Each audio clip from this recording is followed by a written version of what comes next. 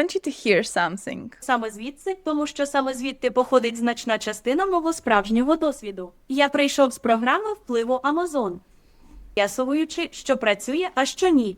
Okay, that is not exactly what I said. That actually was my video, same video I filmed, same video I uploaded, but that is what someone hears when YouTube delivers it to them in a different language. I thought this was going to be a simple experiment because I speak English, Russian, and Ukrainian, and all of those my actual languages. So when I found out YouTube was auto-dubbing my videos, I wanted to hear what viewers were actually getting.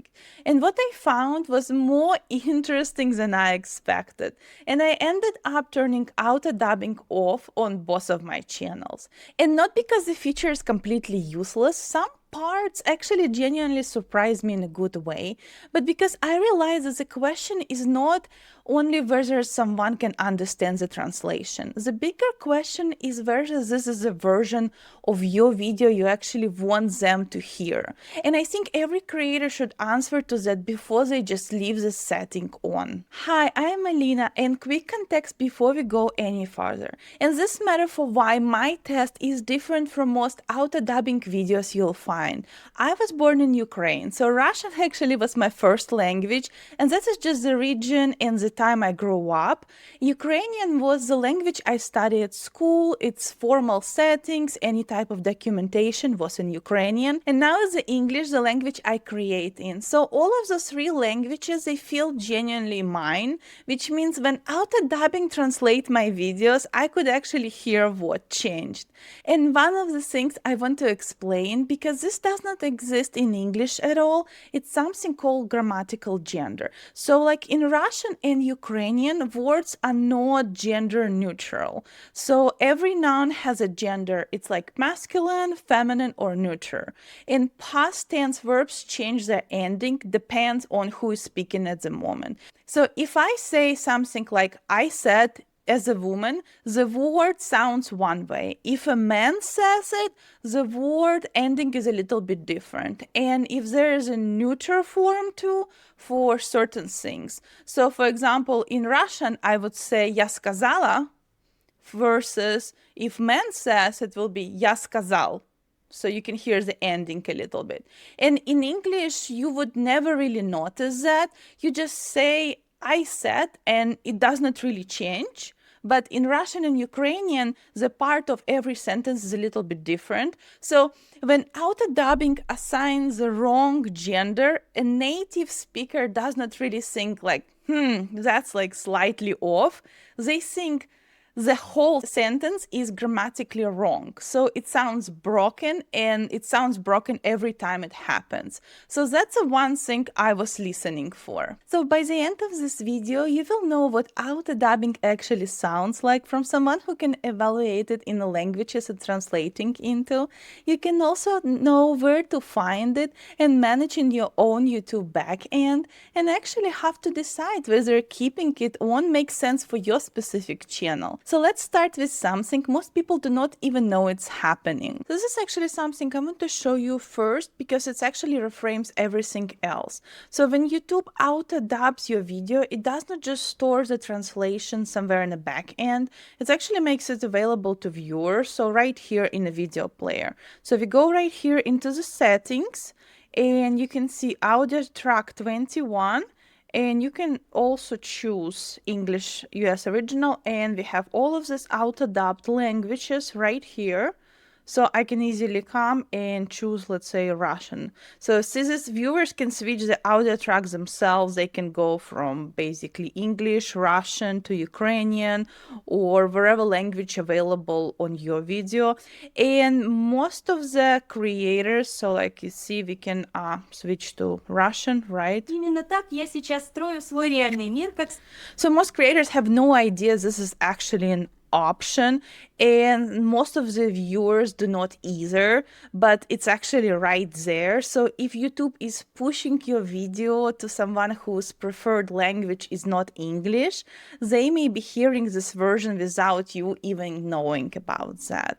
So this is what made me actually want to listen, not just checking the settings, but actually sit down and hear what my video sounds like in language I can evaluate. Okay, so I pulled up two videos for you, and one from this channel, from Alina OJC. This is a channel, my creative workflow, talking directly to camera, and one from my second channel, which is CTCS, which is more like lifestyle, warmer, more casual, and I have my miniature schnauzer Gunny there, so it's a little bit completely different energy, just to kind of compare. And I wanted to test them both because they're kind of different, and I figure the tone would translate a little bit different too. So let me actually show you what I found. So this is Alina OJC channel, and I put myself like a little bit notes the time where we're supposed to start. So I want you to listen this part, and I want you to listen it in original English. So that's what I said, how I said it, and what I mean. Giant outline, just enough structure so I don't freeze in front of the camera. And my main question is, what is my hook? What are my 3 to 5 points? What is my proof moment? And how do I want to end it all? And I also think very visually too. Is that sofa talking head video? Do I want to be in my office at the moment? Is that desk, screen recording? Do I want to sit this way? Okay, so this was original. Let's change now to Russian. Okay, 252. Let's Просто go. достаточно структурированный, чтобы не застыть перед камерой. И мой главный вопрос, что будет моим крючком? Каковы мои 3-5 пунктов? Какой будет мой момент доказательства? И как я хочу все закончить? Я также очень хорошо мыслю визуально. Это видео с говорящей головой на диване. Хочу ли я быть в своем офисе в данный момент? Это видео с записью экрана за столом. Okay, so honestly, Russian is not bad. So the general meaning is there. But I would say there's the places where the translation picks a word more technically correct, but it's completely wrong at the same time. So, for example, in this video, I said word hook, and it's a hook of the video. And it's something what grabs viewer attention in the first few seconds. And the Russian autodub translated as a крючок. And крючок is more like a hook where you can hang your clothes on, or like you can hang your towel on. And it has nothing to do with viewer watching your video. A native speaker can hear that word and they confuse for a second. And there's another one too, where I say screen recording. And the translation came out more like talking head on sofa. You know, talking head on sofa, that's what actually my screen recording became, which I mean, technically I'm sitting when I film, but that's not what I said, and it's not exactly what I meant. Another thing too, I would say that the pacing is a little bit off. So the pauses feels a little bit longer from what I actually film like. So it's kind of sounds more like the dubs actually just kind of try to catch up to itself. So in reality, I would say that for the Russian is around 90% of meaning gets through. And for the general information, I think it's actually pretty good.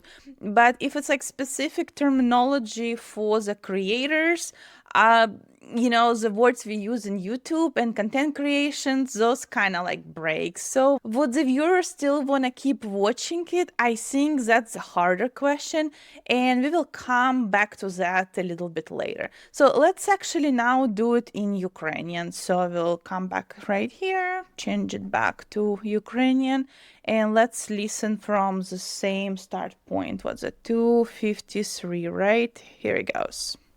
Структури, щоб я не завмер перед камерою. І моє головне питання, який мій гачок і які мої 3-5 пунктів? Який мій момент доказу? І як я хочу все це завершити? І я також думаю дуже візуально. Це відео з диванною балакучою головою. Чи хочу я бути в своєму офісі в цей момент?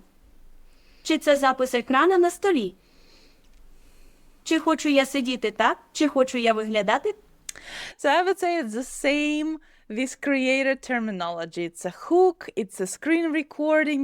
Those do not survive any translation any better. So it's basically the same. But on top of that, it's also have the word level problems that kind of go deeper. And the grammatical gender, I think I mentioned at the beginning, I could hear it too. So a native Ukrainian speaker would catch it up immediately. And it does not sound like dialect, it does not sound like accent, it just sounds like the grammar is built wrong. So for Ukrainian, I would say it's around 80, maybe 82%. You can understand most of it, but it's still enough of it is off, so it kind of pulls you out of the whole video. And now I want to go to Click That Create Smiles, and this channel is a little bit more warmer, more lifestyle. It's kind of more cozy. It's not like creator terminology, it's just me talking about Gani, his toys, maybe some products. So I actually want to know if translation holds any better when the language is more like simpler and just like more just emotional. So let's listen it in English first. And I put myself notes, yes, at 1:26. So let's go. Very protective of his toys. And I think this one is one of his favorites, because this is a rhino, and of course it's also squeaking very well. It's also crinkly, and he loves to play with it. And I think this toy we already have for like probably around 6 months. So this is one of his favorites. And then of course we have the Hulk and... Okay, now let's change it to Russian. Гани очень оберегает свои игрушки. И я думаю, это одна из его любимых, потому что это носорог. И, конечно же, она очень хорошо пищит. Она также шуршит, и он любит с ней играть. И я думаю, эта игрушка у нас уже около 6 месяцев. Так что это одна из его любимых. И, конечно же, у нас есть Халк. So I would say the Russian is actually not bad. It's, slightly a little bit off, like it's trying to catch up. But, with Russian, I would say it's pretty good. So let's actually switch to Ukrainian. Go back, Ukrainian. And we go back to 1:25 again. Що всередині. І як бачите, Ганна вже дуже захищає свої іграшки. Number one does not say Gani, it say Ghana, which is, it's Gani. І я думаю, що це одна з його улюблених, бо це носорог. It says nosorog, but native speaker would notice because it's nosorog. It's not nosorog. I know it's maybe harder to hear, but the native speaker who speaks Ukrainian would notice the difference. І, звісно, вона також дуже добре пищить. The same with pishit. It's pishit. I know it's pronunciation is just completely off here.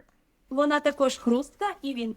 Хрустка is also, it's like a crinkly, but хрустка is more like a cookie. Хрустка, it's not the same. It's хрустка means crunchy, like eating a chip or like eating some kind of cracker, sorry. But it's more like a food, not a toy. It's more like if you want to say crinkly or rustling, you would just say something like shurshit or shurshava, but not хрустка. It's like more like a cookie you eating. Любить нею гратися. І я думаю, що ця іграшка у нас вже, мабуть, близько 6 місяців. Тож це одна з його улюблених. І, звісно, у нас є Халк. І ось одна з його улюблених іграшок. Я думаю, що ця іграшка ідеально підійде як для маленьких собак, таких як Гані, яка важить лише близько 9 кілограмів, так і... You see, but when we listen a little bit more longer, now it's actually translate Gani the right way. So the toy crinkle, that is actually sound when Gani plays with it. And Ukrainian translation says хрустка, which means crunchy, like when you eat a chip. So that sounds like a food, not a dog toy. There's also some specific words, they just does not translate at all. Like it just autodubs put something more differently, like completely different place, like complete like meaning of the video is just completely gone. So this is a thing I keep coming back to. Would the native Russian or Ukrainian speaker understand you when they watching with autodubs? And I would say yes, probably yes. Would they want to keep watching? I think that's a more harder question because understanding the information is not the same as feeling like a person talking to you. And for lifestyle channel especially, that's feeling completely off, like you losing your whole point right there. So let me actually show you something on the back end I think worth checking. So we're going into YouTube Studio, and right here we go into languages. And as you can see right here, I have most of my videos have 21 languages and some have just one. And the difference comes down to when auto dubbing was active during the uploading window. So for example, this video I actually uploaded on Thursday and scheduled it for Saturday. But in the meantime, I actually turned off auto dubbing because I was still doing this experiment. And it was actually sitting in schedule but not published. So YouTube already has generated the autodub languages for it, but I turned it off on Friday, but it still generated all of those languages. So even though I already turned autodubbed off during that window, the dubs were already created for that video and they already attached to that video. And also turning off the autodub settings does not remove existing dubs, so you have to manage it separately.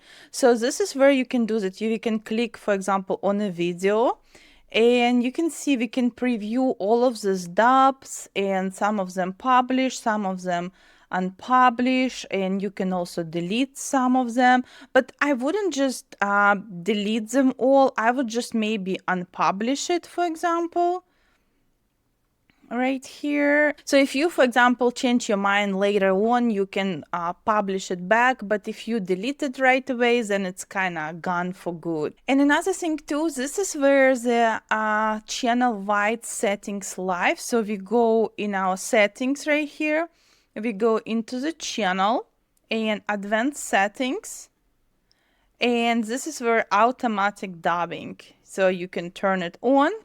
And then maybe if you want manually review dubs before publishing, which means dubs will be generated, but they will not go live until you can approve them. And that's kind of middle option, kind of worth knowing. But for me, I'm just turning it off and also good. And one more thing, there's also a completely separate feature right here called multi-language audio. This is where you can manually doing your work and having like a full control of it, but we not will be going into that in this video, just different workflow, different video, but just so kind of, you know, you still have that option. So after I tested my own videos, I actually kept going, and this is a part what I didn't expect it. So for about a week, I was testing auto dubbing on my tablet. So watching other creators' video with dubbed audio turned on. So it's basically the same people I follow anyway, and also switching from native speaking Russian people into the English. So I just really want to hear how it's all translated back. And I was using that YouTube account separate, so the behavior of that account is pretty much isolated.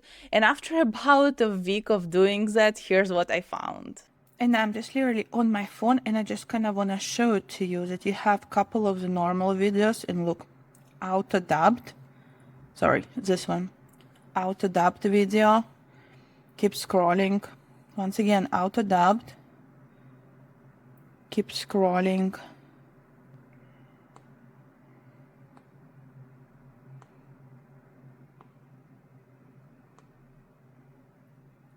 Like a lot of these videos, some of them are pretty normal, but some just get like really, like this one, auto-dubbed, like everything just started getting auto-dubbed for me. So my feed started filling with videos in languages I have never even clicked before. So something like Spanish, Mandarin, German, and it was not occasionally, it was like consistently several videos per scroll. And I cannot even tell you exactly what YouTube algorithm was doing with my behavior, and I am not going to claim it that as a fact, but I actually noticed it, and it's made me think at the moment more harder about what my own videos might be sending and to actually who it's sending, because YouTube is watching what gets watched and for how long and also by who. And if your video starts accumulating views from viewers in language categories you did not target, YouTube might start reading your video as a content for that specific audience. So, and then the question becomes, if your video being pushed to the people who actually going to connect with it, or is it being pushed probably in a way that looks like reach but does not actually build your channel? So I cannot really prove what is happening on your specific channel, but I think it's worth really asking that question. So should you turn it on or leave it on? And I want to give you an honest answer instead of just saying it depends. There's a situation where keeping it on makes real sense. Purely entertainment channel focused on ad revenue from maybe broad audience, or for example, if you sell physical products that ship internationally, if you genuinely want global audience and your content really translates well, I think you can keep it on. But I think there's also a situation where keeping those auto dubs on could work kind of against you. For example, if your channel is in early stage and you're still building your core audience, you want that signal to be as accurate as possible, or if you have like affiliate links or you're doing some coaching or any offers in English, international views, they does not really convert into what you're actually building toward. And if you're also non-native English speaker like me, those auto dubbing is like filtered twice. So a view only matters if the viewer can actually do something with what you're sharing. So one person is watching your video in a language that it was not made for it, through translations that does not kind of comes with the same tone, I think it's not the same as a person who found your video, connected with it, and actually stayed to watch. So for me, auto dubbing for both of my channels, I am turning it off. So for Lina OGC channel, definitely. And for my Click That Create Smiles channel, I'm turning it off too, or at least just for now. And that's my change.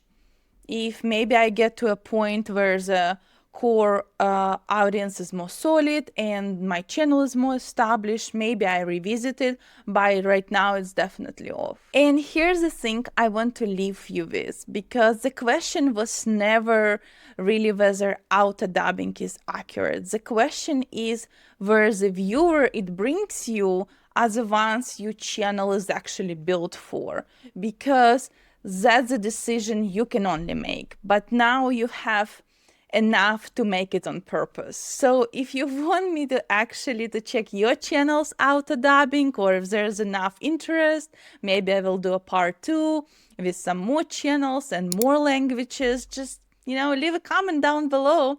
I'm genuinely curious how it sounds across different niches and different speaking styles. Thank you for being here. Thank you so much for watching, and I'll see you in my next one.